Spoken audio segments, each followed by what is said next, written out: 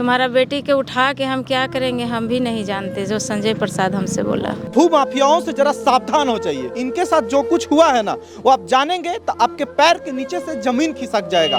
94 लाख रुपए की लगभग ठगी हो गई है। तो जमीन का कागज निकाल के, जमीन वाला को नहीं पता था, जमीन का कागज निकाल के हमारे साथ फ्रॉड कर दिया। बहुत परेशानी में, खाने का भी पैसा मेरे पास अब नहीं है। खाने का भी पैसा नहीं है आपको? सब बेच बाच के दे दिए, गहना जेवर सब। क्या बोलता है लोग?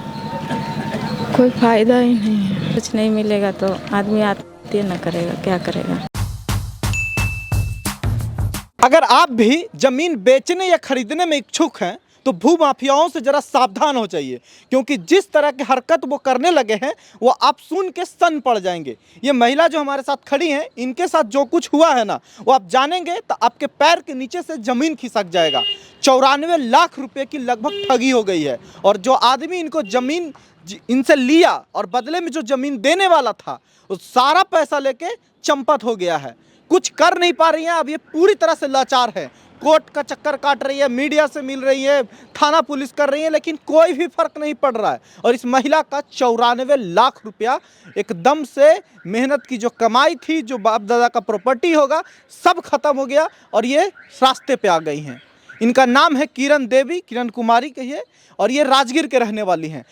हुआ ये कि राजगीर में इनका एक ज़मीन था, घर था, उसको ये सोची कि बेच देंगे और बेचकर कहीं रास्ते पे ज़मीन घर ले लेंगे, जिससे मेरा फ़ायदा होगा कि भविष्य में कोई शॉप खोल लेंगे, कोई बिजनेस पर्पस से काम करेंगे। इसी ख्यालात से एक भूमाफिया को, अब उस व्यक्ति को भूमाफिया ही कहिए, उससे ये डील की। उसने अपने साला को इनका घर दिलवा दिया और बदले में 54 लाख रुपया उनसे ले लिया। बोला कि अगर आप रजिस्ट्री कर दीजिए ज़मीन को, घर को, और उसके अगले ही दिन आपको दूसरा ज़मीन जो रास्ते पे ये देख रखी थी वो रजिस्ट्री करवा दिया जाएगा। ये रजिस्ट्री तो कर दी, लेकिन वो बाकी पैसा लेके, इनके बाकी चीज़ें भी लेके फरार हो गया है। अब ये दौड़ लगा रही हैं। आपके साथ क्या हुआ है किरण जी? मेरे साथ वो जो हम अपना घर था हम बेचना चाह रहे थे, जिसका कागज यह है मेरे पास है।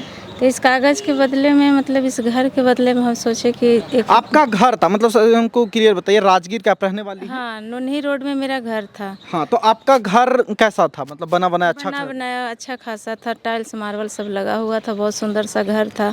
5 डिसमिल में घर बना हुआ था।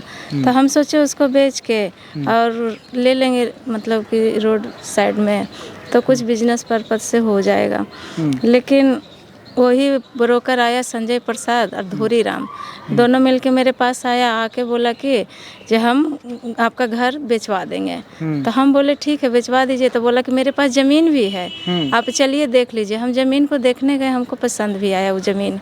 तो ज़मीन का, घर का, दोनों एक ही आदमी डील कर रहा था। अच्छा, मतलब लेने का काम भी वही कर रहा था। हाँ। और आपको जो जमीन देता वो भी दोनों एक ही चीज देख रहा था। हाँ, एक ही आदमी देख रहा था।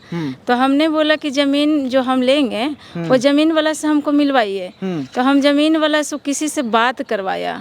तो बोला कि जो मेरे पापा ना दिल्ली में भर्ती हैं, जो हमको पैसा की ज़रूरत है मैडम, वो ज़मीन 25 लाख रुपये डिसमिल है, लेकिन अभी जो अर्जेंट है पैसा का 18,31,000 रुपया पर डिसमिल आपको देंगे। घर का भी जमीन जो पैसा है हुआ 44 लाख रुपया में डील। 44 लाख रुपया में आपका जो घर का डील हुआ 44 लाख रुपया में सब कुछ हुआ, मतलब घर भी और जमीन भी, मतलब पूरी तरह से हुआ। तो हम बोले ठीक है 44 लाख रुपया पैसे ले लीजिएगा, बाद बाकी हम देंगे। तो बोला ठीक है कर लीजिए। कर लिए सारा चीज़। और बोला ज़मीन वाला से पता नहीं किससे बात करवाया, हमको नहीं पता था। वो बात करवाया कि मेरा पापा दिल्ली में है, किडनी का उनका मतलब इलाज चल रहा है। जमीन आपको दिखवाया था, हाँ, उस जमीन क्या पता कि वो फ्रॉड आदमी सबको मिलवा के बात करवा दिया हो। आप जमीन का जांच करवाई थी? मान लीजिए यहाँ पे जमीन लेना हमको, कागज हम जांच करवाए थे, लेकिन बाद में हमको पता चला, यही पटना में दीघा कॉलोनी, स्टाफ कॉलोनी में रहते हैं।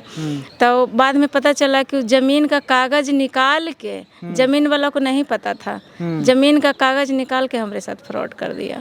मतलब वो जो जमीन आप देखने गई थी वो जमीन भी उस ओरिजिनल मालिक का नहीं था। वो अभी आपको फ्रॉड किया। हाँ। समझ रहे हैं आप कि जिस जमीन को ये देखने गई, जो बोला गया कि ये ले लीजिएगा, वो जमीन भी उस आदमी का नहीं था, वो दूसरे का पेपर निकल के फ्रॉड कर रहा था और ये बैकग्राउंड जांच नहीं की, उस आदमी पे भरोसा कर। हम उस पर बाउंड्री भी किए, 5.5 डिसमिल पर बाउंड्री भी किए। 60 डिसमिल का जमीन था, 2 डिसमिल गर्मजर हुआ था, तो 5.5 डिसमिल का बाउंड्री भी किए हुए हम हैं। तो बाउंड्री पे कोई आया हुआ नहीं था, तो हमको लगा सही है, तो आया नहीं था, तो हम सही के चलते हमने पैसा दे दिया। इसका साला हमरे यहाँ 12.5 लाख रुपया भेजा था, वो भी ट्रांसफ़र किए इतना तारीख को। और ये आदमी का जो आपसे डील किया वो क्या नाम था? संजय प्रसाद धूरीराम था। संजय प्रसाद धूरीराम, सोच लीजिए। और ये आदमी क्या किया कि इनका घर ना अपने ही साला को दिलवाया। और ये साला क्या करता है उनका? दिल्ली में एसपी जी हैं, कमांडो है। दिल्ली में एसपी जी कमांडो है। क्या आपको लगता है कि साला इस फ्रॉड में शामिल नहीं है उसका? हो सकता है, हो सकता है फ्रॉड हो, दोनों साला बनवाई है तो कर भी सकता है। क्योंकि बताइए कि जो इसका साला है वो जब घर लेता है, उस आदमी को पैसा जाता है इनके द्वारा डायरेक्ट ट्रांसफर, उन्हीं को करता है। वो इनको भी कर सकता था लेकिन उसी को करता है। घर का पैसा सिर्फ 12.5 लाख हमरे यहाँ आया, बाकी उसी को ट्रांसफर किया। तो वो भाग गया, तो क्या वो उस पर दबाव नहीं बना रहा होगा? दबाव हम बनाए, दबाव तो हमको वो नहीं बना रहा वो अपने तरफ से, जो नहीं, घर लेके रह रहा है। नहीं। और आपके घर में वो रहने लगा? रह रहा है, हाँ, हम बेघर हो गए। अब आप कहाँ रहती हैं किरण जी? अभी तो हम ऐसा ही रह रहे हैं। अब क्या करेंगे अगर ये नहीं मिल रहा है? अब कुछ नहीं हमारे पास, क्या करेंगे? कहीं राय कुछ नहीं मिलेगा तो आदमी आत्महत्या न करेगा, क्या करेगा? कुछ नहीं हमारे पास है, सब हम बोल चुके हैं। मदद मिल रहा, आप जब मदद लेने की कोशिश कर रही हैं तो? कहीं पे ना। क्या बोलता है लोग? कोई फायदा ही नहीं है। कोई फायदा नहीं लग रहा आपको मिल से लोगों के से? क्या करेंगी तो अब ये, जब मान लीजिए कि ये सब चीज़ें नहीं कर रहा है और ये आपका सारा जो इनको देखिए ना, जब ये कार्रवाई करने की कोशिश की, जब दबाव बनाई तो थाना पुलिस हुआ तो चेक भी दिया आपको? हाँ, 54 लाख का चेक दिया है, एक 16 लाख का चेक दिया है। अब मेरे सामने देख लीजिए, ये चेक है, 2 को चेक दिया और दोनों बाउंस कर गया है। दोनों चेक में कोई पैसा नहीं था, बाउंस कर गया। बाउंस कर गया। तो आप ये केस कर दी हैं आपकी नहीं की? हाँ, कर दिया, चेक बाउंस केस किए हुए हैं। तो अभी आप कहाँ रह रही हैं? अभी तो प्राइवेट नर्सिंग होम में हम मतलब कि हेड स्टाफ के रूप में हैं, तो वहीं रहते हैं। तो ये आपका पूरा मेहनत का कमाई तो खत्म हो गया, अब ये लोग नहीं आता है तो? खत्म हो गया। घर बेचे हैं, ज़मीन भी बेच के, जैसे कर्जा लिए थे, हाल फिलहाल ज़मीन बेच के, 1 कट्ठा ज़मीन था वो भी बेच के देना पड़ा हमको। अच्छा, मतलब एक और ज़मीन भी आप बेचती हैं? बेच दिए, हाल फिलहाल ही बेचे हैं। आपके कितने बच्चे हैं? 3 लड़की है, 1 लड़का है। 3 लड़की है और 1 लड़का। हाँ। सारा चीजें इनके साथ पूरी तरह से फ्रॉड हो गया, पूरी तरह से, समझ रहे हैं? कितना सारा सपना देख के सब कुछ की होंगी, सब मिनटों में खत्म। अब ये बस दौड़ लगा रही है ये बाउंस चेक लेके। अब कितना दिन दौड़ होगा ये भगवान मालिक है। वो व्यक्ति कहाँ भाग गया है, कोई आइडिया है? नहीं पता कहाँ भाग गया। हम उसको ढूंढने में लगे हुए हैं, नहीं पता हमको कहाँ भाग। पुलिस ढूंढ नहीं रही है उसको? नहीं, कोई नहीं, कोई कुछ नहीं कर रहा है। उसके गांव में यहाँ पे जमीन जायदाद कुछ है कि नहीं? कुछ नहीं है उसका, सब बेच बाच के भाग गया। सब बेच बाच के भी भाग गया? भाग गया, हाँ, सब बेच दिया, भाग गया। उसके बीवी भी जो क्रिमिनल है, घर पे जाइएगा तो गाली गलौज से ही बात करेगा। उसका एक बेटा राजा कुमार है जो बहुत बदमाश है, जिम उम करता है। जाइएगा तो बेटी के बेटा को उठाने का धमकी देगा। आपको क्या धमकी देता है कि आपकी बेटी को उठा लेंगे? मेरा धमकी, हाँ, अभी तक रिकॉर्डिंग है कि आपकी बेटी को उठा लेंगे। उसका बेटी, तुम्हारा बेटी के उठा के हम क्या करेंगे हम भी नहीं जानते, जो संजय प्रसाद हमसे बोला, जो रिकॉर्डिंग है हमारे पास। आप रिकॉर्डिंग रखी है? हाँ, है हमारे पास। हमें वो भेजेंगी। और उसका बेटा जो यहीं पे रहता है वो क्या कहता है आप लोग से? यहाँ नहीं रहता, वो भी नहीं, कोई नहीं है यहाँ, सब भाग गया। घर उसका गए थे तो उसका बेटा हमको धमकाया उमकाया। उसकी बीवी जो है बाल उल नोच नाच करना शुरू कर देती है, इतना बदमाश है। बीवी यहीं पे रहती है? बीवी, हाँ, यहाँ भी है नहीं, यहाँ से सब भागा हुआ है। तो क्या लगता है वो लोग आएगा कि नहीं आएगा? अब वो अभी तो कहता है कुछ, वो बात हुआ तो कुछ कहता नहीं, है? इधर बात नहीं हुआ है, इधर हमसे मुलाकात नहीं है। ये कितना दिन पहले की बात है पूरा जो हुआ कांड?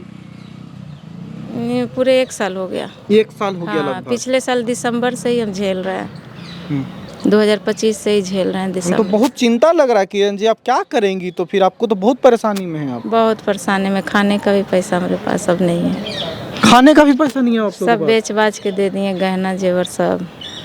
अब 1 कट्ठा जमीन था उसको भी बेच के जिससे पैसा लिए थे उसको देना पड़ा। मतलब गहना जेवर भी बेच दी, घर भी बेच दी, जमीनों बेच दी। 1 कट्ठा जमीन था वो भी बेच दिए, कोई फायदा नहीं है। ये है, देखिए प्रशासनिक व्यवस्था भी कैसा है कि एक व्यक्ति के साथ फ्रॉड हो रहा है, एक महिला के साथ इतना बड़ा फ्रॉड हो गया और कोई कुछ सुनने को तैयार भी नहीं है, कोई सुन नहीं रहा है। इस तरह से आप काम करते हैं, किस उम्मीद से आप इस राज्य में रहेंगे, किस सुशासन के भरोसे आप अपना काम करेंगे, कैसे आप ये भरोसा रखेंगे कि नहीं आपके साथ कुछ गलत होगा तो आगे से पुलिस प्रशासन शासन सब खड़ा होगा। इनके साथ तो कम से कम कोई नहीं अभी खड़ा है, सारा चेक बाउंस है। कह रही है कि खाने के लिए भी अब हम लोग को सोचना पड़ रहा है, क्योंकि ज्वेलरी से लेके ज़मीन घर सब बेच दी, सब खत्म। अभी वकील से यहाँ पे मिलने आई थी, वकीलों से कुछ आश्वासन मिला आपको? नहीं नहीं कुछ क्या बोलते हैं ये? बोले कि अभी एक धुरीराम था जिसका वहाँ से बेल रिजेक्ट होके यहाँ आया हुआ था, तो यहाँ से पता चला कि 24 तारीख को उसको बेल हो गया। तब वही देखने आए थे, समझने आए थे कि किस आधार पे बेल हुआ। तो बोले वकील साहब बोले कि ऐसा कुछ नहीं लिखे कि किस आधार पर बेल हुआ है, बस हो गया बेल? बेल हो गया। अब इनका सब कुछ खत्म हो गया है, कोई उम्मीद नहीं है, कहीं से कोई उम्मीद नहीं है, सब लोग भाग गया है, पुलिस प्रशासन कार्रवाई ही नहीं कर रहा है। और अब ये रोती बिलखती लोगों के पास जा रही हैं, परेशान हो रही हैं। बस आप राय ज़रूर दीजिएगा और शेयर कीजिए यहाँ के मंत्रियों तक, यहाँ के प्रशासनिक विभाग तक, ताकि ऐसे मामलों पर कड़ी कार्रवाई हो सके और थोड़े से अपराधियों में खौफ आ सके।